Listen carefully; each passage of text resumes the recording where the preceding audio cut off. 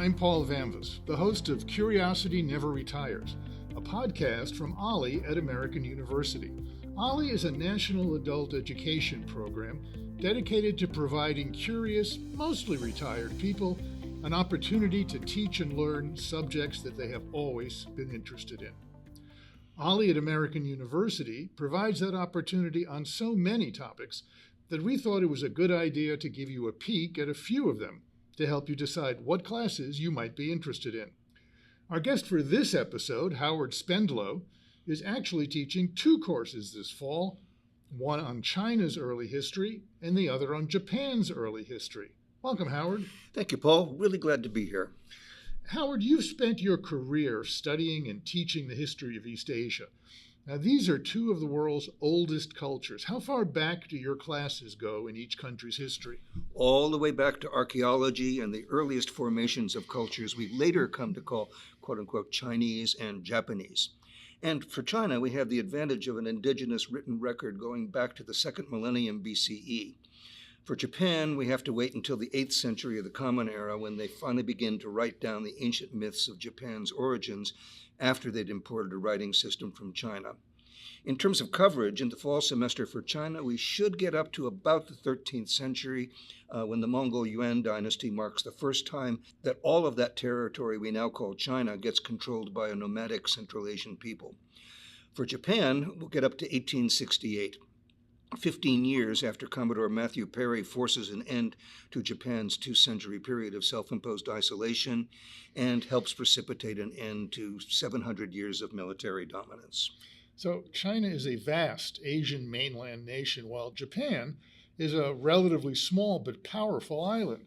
How did their geography affect the development of each society? Immensely, and that's why we start each semester with a whole unit on geography and climate and things like that. The fact that Japan is an island nation meant that for close to 200 years they could severely limit all contact with the outside world, but were never completely cut off. In fact, they could see what was going on in the neighborhood, especially as the Spanish began to colonize the Philippines, and the Japanese could take steps to preserve their independence. So by the beginning of the 17th century, maybe 250,000 Japanese had converted to Roman Catholicism. Within a few decades, the faith was effectively suppressed.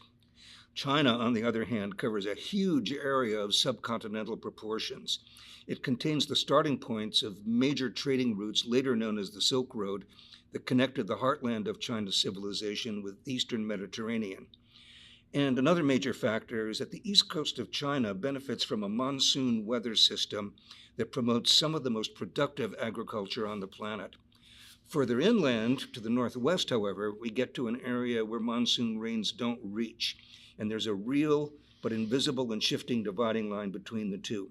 Why look at that? China's early history has been involved conflict between peoples who practice sedentary agriculture and peoples who survive by practicing nomadic pastoralism and by raiding the farmers. So are you going to focus on the historiography of each nation or look more closely at other aspects of each, like political, economic, and social developments? All of the above. We do focus on historiography, the study of history, because these are two very history-conscious nations. Although one of the points I make along the way is that the way these countries present their own history, particularly in the modern era for political reasons, doesn't always accord with what the actual historical record reveals. And unfortunately, we won't have much time to cover literature and art for China. But for Japan, we will also touch on the aesthetics of calligraphy, poetry, printmaking, and landscape architecture. Howard, we've talked a little bit here about all of the various factors that you're going to look at in the history of both these nations. But there's always a point, I think, in a nation's history where individuals can have an outsized effect on the history of that country. Tell us about somebody in Japanese history who had an effect on the long arc of its history, and then maybe somebody in Chinese history that had the same. Okay, for Japan, one of my favorite characters is a guy named Benkei, and actually he didn't have much of an impact on history, but is a really colorful character. He was what's known as an aesthetic monk, And he lived at a time of great turmoil in Japan when the imperial household was losing power and the military class was beginning to rise up. And he felt that the samurai class, which was just emerging at that point, we're talking about the 12th century here, that the samurai class was really corrupt. So he went around beating up on samurai and collecting their swords, and he vowed to get 1,000 of them.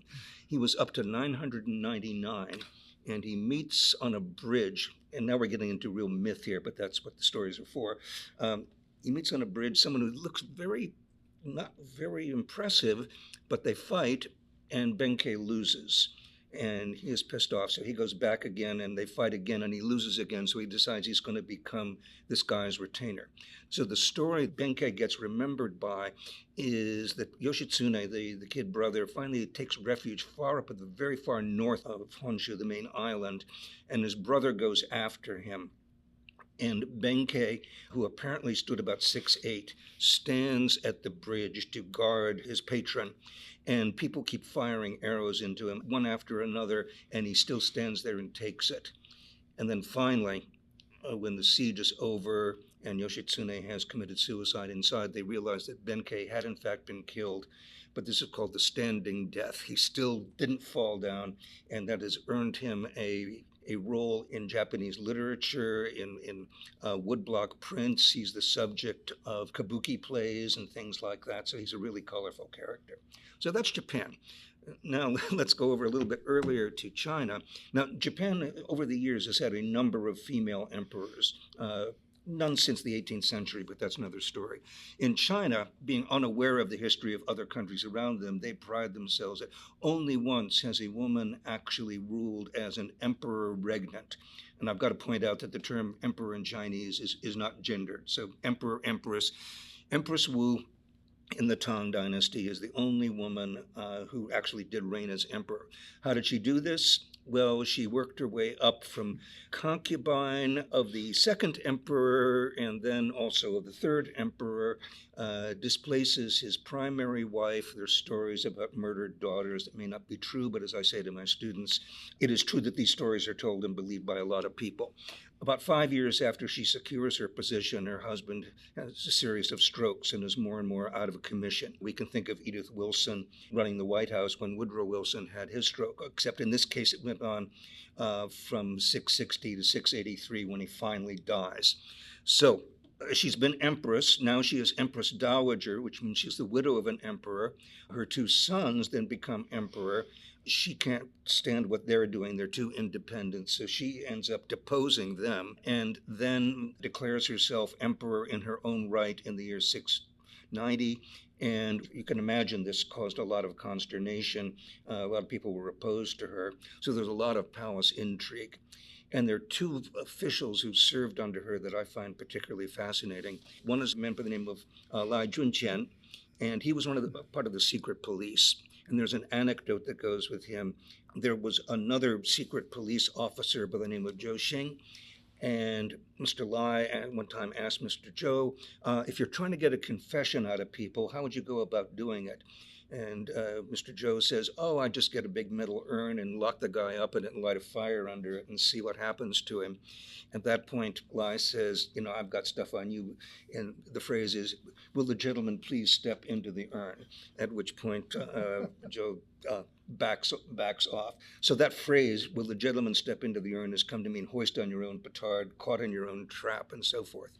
On the other hand, there's another official by the name of Di Ranjie, and he was known as a blue sky official. He was completely non-corrupt. And at one point, Empress Wu asks him, do you want to know who's been backstabbing you and talking dirt about you? And he says, no, I don't care. So long as I've got Your Majesty's confidence, that's all I need to know. And she was so impressed that he has come down to us as a model of the good official.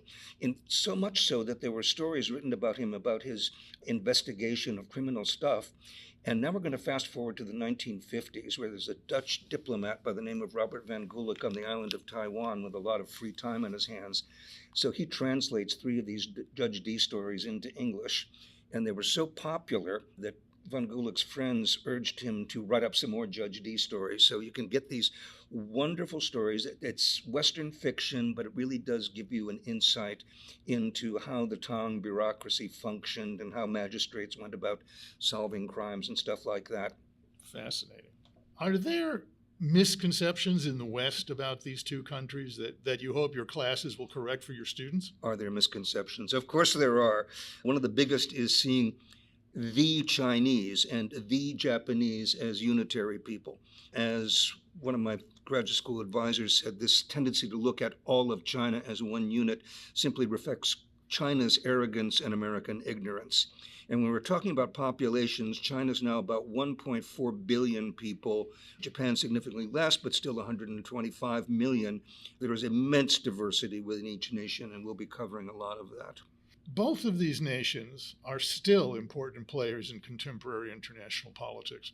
Do you think the people taking either or both of your courses will have a better understanding of these nations' contemporary behavior by learning about their early history? I sure hope so, absolutely. At the very least, these courses in the fall will provide a foundation for the courses I hope to offer in the spring. And in the spring, we're going to investigate China's and Japan's very differing responses to 19th century imperialism and then global warfare in the 20th century. Howard, thank you for taking the time to talk about your classes. They sound fascinating. Always happy to do this. Curiosity Never Retires is produced by myself, David Flaxman, Andrew Hiller, and Jesse Williams, and is presented by Ollie at American University. Our theme is education music from background music for video by Pixabay. We hope you can join us again for our next look into Ollie at American University's fall offerings. For Curiosity Never Retires, I'm Paul Vamvas. Take care.